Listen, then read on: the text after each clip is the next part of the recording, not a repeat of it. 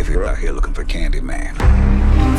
You ask me, stay away. What I really love about what this film does, the updated Say My Name version of it, is that it really, like the original, it talks about the politic of the day, the politic in terms of gentrification, what it means to be an artist, what it means to have a place in the world. You know, Candyman is driven by his need for his story to be told. The original Candyman, written and directed by Bernard Rose, based on a story by Clive Barker, is one of my favorites. It's a very influential movie for me, mainly because I believe it came out in 1992, so I would have been like 13. And I was a horror fan, and we didn't have a black Freddy. We didn't have a black Jason. We identified with Freddy and Jason. But when Candyman came along, it felt very daring, and it felt very cathartic. And it was terrifying. So this was one of the movies that told me we can, that black people can be in horror, even though there are many examples of black people in horror movies. This was one for me that felt particularly badass. This is where it all began. The story of Candyman. Local character, he walk around handing out candy to the neighborhood kids.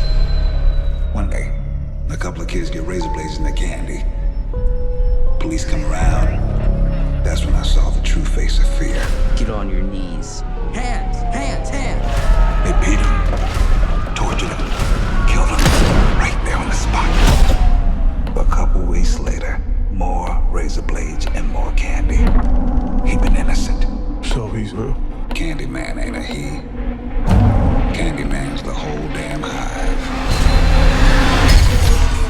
I'm very interested in terms of like stories about black trauma and how it affects us, how we walk around with it, and how we're trying to seek some sort of, I don't know, retribution,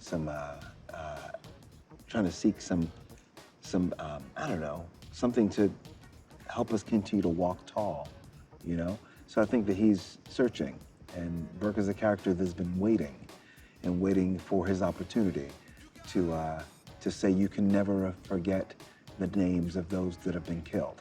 So I think very much so, it's very much indicative of what we are saying the names of, you know, Philando Castile, you know, you name it, of black men struck down in our community, but community members and leaders, you name it, and how important it is to remember that, to not gloss over it, but you have to remember that in order to move forward. Well, and also on like what's happening in the movement now, which is so powerful, which is like, say the name of the person, say Breonna Taylor, say Jacob Blake, you know, which I think is really powerful and really important, and what I wanted to talk more about in relation to Candyman, which is that he's not a monster, he's not a martyr, he's Danny Robitaille, a painter who lost his life, or he's Anthony McCoy, a painter and awkward dude who lost his life, you know.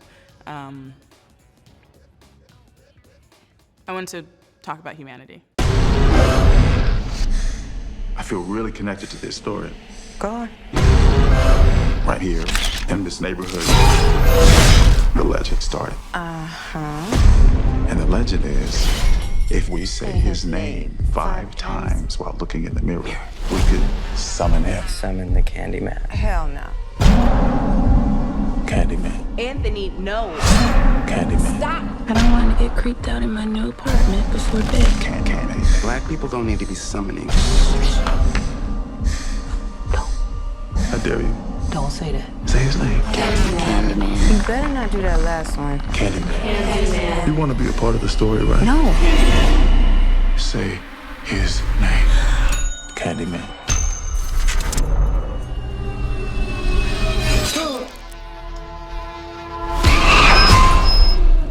Anthony? Anthony. Anthony. Are you okay? What the hell is going on? This neighborhood is haunted. I think I made a mistake. I brought him back. Candyman isn't real. He chose you. He has purpose for you.